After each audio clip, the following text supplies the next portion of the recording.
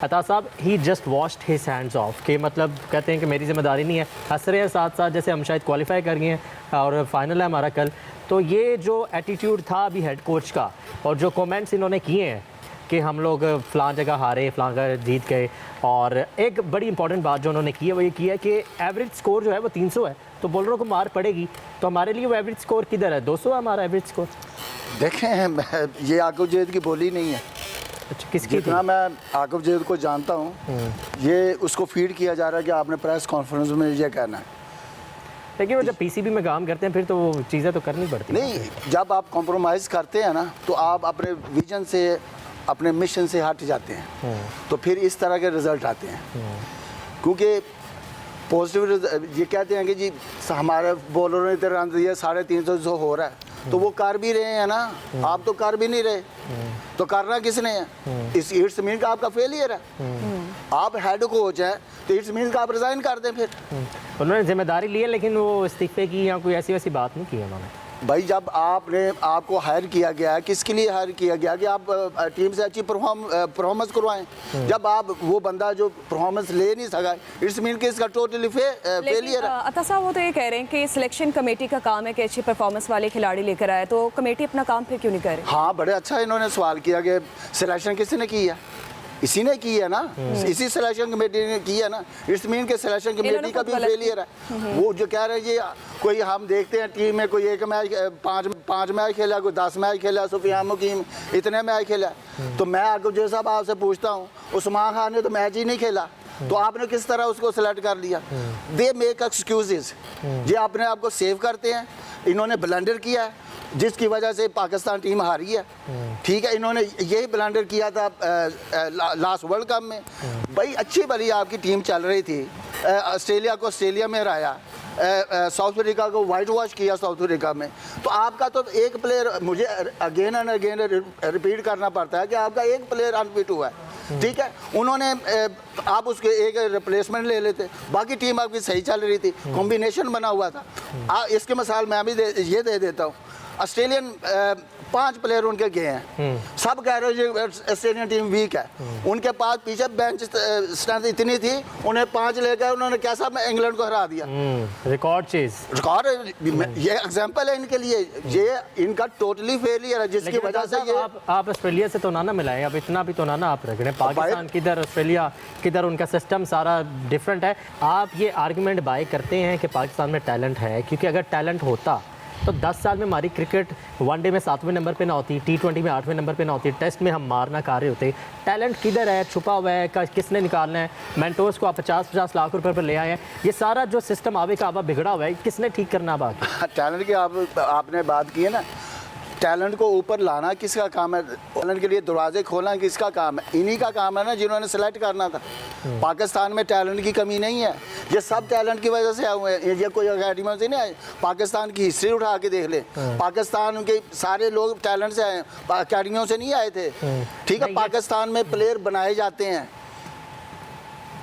पाकिस्तान में प्लेयर पैदा होते हैं, बनाए नहीं जाते। अच्छा, मुझे बताएं कि ये जो टीम खेल रही है, आप इसे टैलेंटेड समझते हैं? टैलेंट होता तो इस तरह की ना, तो यही मेरा पॉइंट ये मैं आपसे पूछना चाह रहा हूँ। इनके अंदर हैंगरनेस खत्म हो गई है जीत की।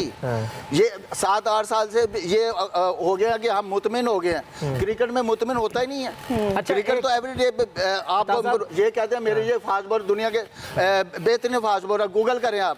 भाई, आपने गूगल से टीम खिलानी है, इनको इंटरनेट पर खिलानी है। टीम से बंदा कब ड्रॉप होता है? उस वक्त ड्रॉप, जब उसकी परफॉर्मेंस ठीक नहीं होती। आप अपने मुल्क से कह रहे हो कि गली महल्ले से तो नहीं कह रहे। पाकिस्तान आपको पे करता है। जब आप परफॉर्मेंस नहीं देते तो आप दुनिया के बड़े बड़े प्लेयर जिन्होंने 100 टेस्ट मैच खेले, 100 किए, जब वो उनका फेलियर हुआ, उन्होंने परफॉर्मेंस नहीं दी, वो बाहर हो गए। जहीर अब्बास बाहर नहीं हुआ, जुनैद मियां बाहर नहीं हुआ, वसीम अकरम बाहर नहीं हुआ। वसीम अकरम से बड़ा कौन लेजेंड है? उसने जब उसके पे टाइम आया, वकार यूनुस पे आया, वो टीम से बाहर हो गए। तो भाई, इनको बाहर किसने काटा? आप ही ने तो किया था। आप कहते हैं आकिब जैद साहब, आपने तो इनको टेस्ट मैच में बाहर किया था। ठीक है, बातें आप करते हैं, बड़ी क्रिकेट की समझ है आप। मुझे बात याद आ गई कि एक मनासी का घर मेहमान आ गया, घोड़ी वाला, उसने बच्चा दे दिया उनके घर। ठीक है।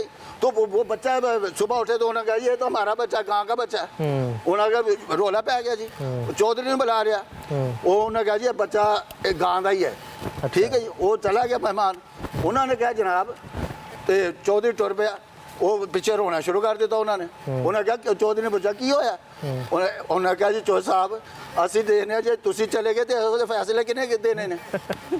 अता साहब मुझे एक बात ये बताएगा, हम इतना बड़ा टूर्नामेंट हम होस्ट कर रहे थे, 2 मैच में हम बाहर निकल गए, जो एक सवाल मेरे माइंड में वो ये है कि हम अपने फेलियर से क्यों नहीं सीख पा रहे अभी तक? देखें फेलियर जो होता है ना वो आपको एक्सपोज और वीकनेस ज़ाहिर करता है, ठीक है, वहाँ से आपको सीखना पड़ता है।